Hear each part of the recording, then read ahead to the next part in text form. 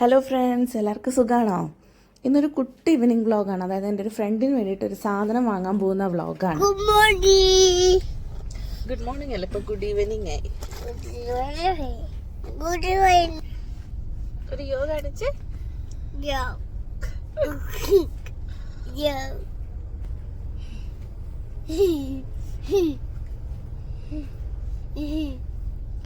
ഇന്ന് എൻ്റെ ഫ്രണ്ടിൻ്റെ ബർത്ത്ഡേയാണ്. അപ്പോൾ അവൾക്ക് വേണ്ടിയിട്ട് ഞാൻ കൊക്കോ കേക്ക്സ് ഒന്ന് വാങ്ങി. അപ്പം ബ്രൗണിയൊക്കെ ഭയങ്കര ഇഷ്ടമായതുകൊണ്ട് എൻ്റെ വേറൊരു ഫ്രണ്ട് പറഞ്ഞു നമ്മുടെ ബ്രൗണി ബെയറിലെ ബ്രൗണീസ് അടിപൊളിയാണ്. അങ്ങനെ അത് വാങ്ങാനായിട്ട് ആദ്യം ഞങ്ങൾ തലപ്പത്തിൽ ഓർഡർ ചെയ്യാമെന്ന് വിചാരിച്ചു. പിന്നെ വിചാരിച്ചു വേണ്ട, ഡയറക്റ്റ് പോയി വാങ്ങാമെന്ന് വിചാരിച്ചിട്ട് അങ്ങനെ ഞങ്ങൾ സീഫ് ഏരിയയിലെത്തിയപ്പോഴത്തേന് അവിടെ ആ ഷോപ്പ് ലൊക്കേഷൻ കാണിക്കുന്നില്ല, കണ്ടില്ല. അങ്ങനെ അവിടെ സെക്യൂരിറ്റിയോട് ചോദിച്ചപ്പോൾ ഈ മോളിലല്ല അപ്പുറത്തെ മോളിലാന്ന് പറഞ്ഞു.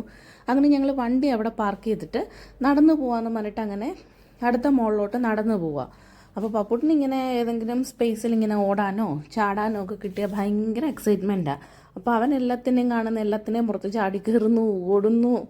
കാര്യം കുറച്ച് ഫ്രീ സ്പേസും സേഫ് ഏരിയ ആണല്ലോ. അങ്ങനെ പോയി. അത് കഴിഞ്ഞ് ഞങ്ങൾ അപ്പുറത്തെ മുകളിലെത്തിക്കഴിഞ്ഞാൽ അപ്പോൾ അവിടുത്തെ മാപ്പിൽ നോക്കിയപ്പോൾ അവിടെ ഞങ്ങൾ ആ ഷോപ്പ് കണ്ടില്ല.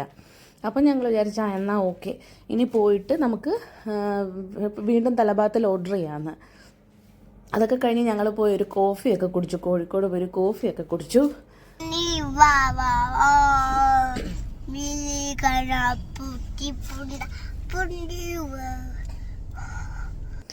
അത് കഴിഞ്ഞ് ഞങ്ങൾ നെസ്റ്റോയിലേക്ക് പോയി. നെസ്റ്റോയിൽ പോകാനുള്ള കാര്യം എൻ്റെ സാലഡിൻ്റെ സാധനങ്ങളൊക്കെ ഓൾമോസ്റ്റ് കഴിഞ്ഞിരിക്കുമായിരുന്നു.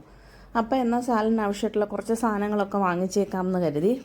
അപ്പോൾ അതിനായിട്ട് ടൊമാറ്റോ, കുക്കുംബർ, അതുപോലെ ഇതിപ്പോൾ എടുക്കുന്നത് ബനാന ചിലപ്പോഴൊക്കെ ഞാനിങ്ങനെ മോന് നെയ്യിലിങ്ങനെ വറുത്ത് കൊടുക്കാറുണ്ട്. എപ്പോഴും കഴിക്കില്ല, ചിലപ്പോഴൊക്കെ കഴിക്കും. അപ്പോൾ അതിന് വേണ്ടിയിട്ട് ഞാൻ നല്ല ബനാന കാണുമ്പോൾ എടുക്കും. അങ്ങനെ ബനാന എടുത്തു. പിന്നെ ഗ്രീൻ ആപ്പിൾ സാലഡിലിടുന്നത് നല്ല ടേസ്റ്റാട്ടോ. അങ്ങനെ പിന്നെ ഒനിയൻ, ക്യാരറ്റ്, ഗ്രേപ്സ്, മാംഗോ, അങ്ങനെ കുറച്ച് സാധനങ്ങളൊക്കെ വാങ്ങിയിട്ട് വീട്ടിൽ വന്ന് ഗ്രീൻ പീസ് മുട്ട മസാല ഉണ്ടാക്കാമെന്ന് ഓർത്തു. അതിനായിട്ട് ഞങ്ങൾ എണ്ണ ചൂടാക്കി അതിനകത്ത് കടുക് പൊട്ടിച്ചു.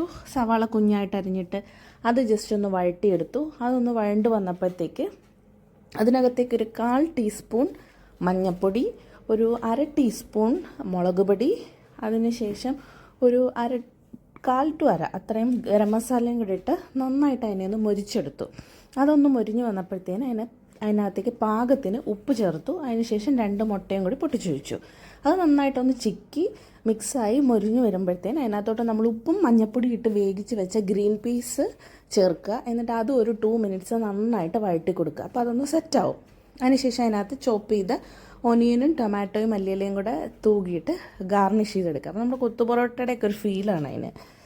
അപ്പോൾ ഞങ്ങളുടെ ഡിന്നർ അതായിരുന്നു. അതും ചപ്പാത്തിയും കറിയുമായിരുന്നു. അങ്ങനെ അത് കഴിച്ചതിന് ശേഷം ഞങ്ങൾ അന്നത്തെ ദിവസം അവിടെ ഞങ്ങൾ വാങ്ങിയ ഗിഫ്റ്റും കൊണ്ട് കൊടുത്തു. തിരിച്ച് വന്നു കിടന്ന് നല്ലൊരു സുഖം ഉറക്കം ഉറങ്ങി. അപ്പോൾ അടുത്ത വീഡിയോ കാണുന്നവരെ എല്ലാവർക്കും ബൈ.